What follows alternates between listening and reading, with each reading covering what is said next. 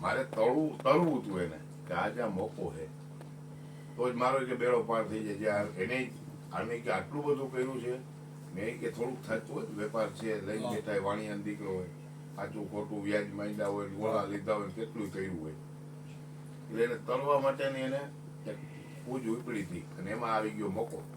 એટલે એને એમ કીધું તમારે આવવું જોશે. કોઈ બને એક મહાત્મા એમ કીધું. બાકી કે સધીર શેઠ તમે કહો કે આમાં જે અમુક વસ્તુ કે એવી વ્યક્તિ એટલું બધું એને આ તો આખી એને ખબર જ હતી ને, અંજારમાં એને ખબર જ હતી કે આવડો માણસ બેવડો વાળી દીધો તો મારી તો શું તાકાત, એને કહી શકે કે આવજે હાજે ઘરે.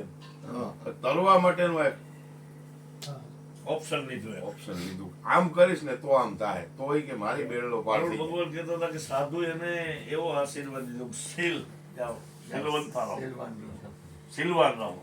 સિલવાનું રહે એટલે તો પછી કોઈ આંગળી અડાડી નો હકે. સંતો સંતો મહાપુરુષો એમ કે જાઓ જમીન પકવાન જમીન એમ કીધું જાઓ સંતો સિલવંત રહો. બસ બોલો એટલે તો પછી એમને બીક તો હતી આ આંગળી અડાડી નો. એ એનો એ સિલનો અર્થ ઈ છે.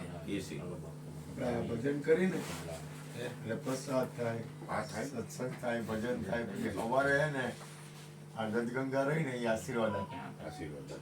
અને આ એટલે મેં એક મહાત્મા મોટે આશીર્વાદ છે ને ભવસાગર તરવા માટે, ભવસાગર તરવા માટે એને એક પૂજ્યું કે આમ કરો તો હું કરી જાઉં.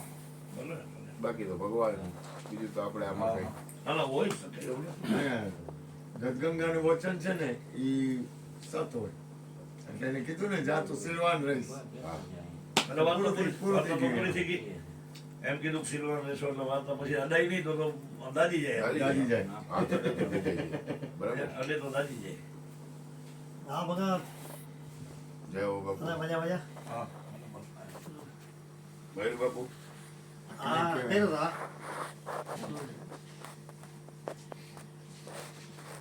એમ ને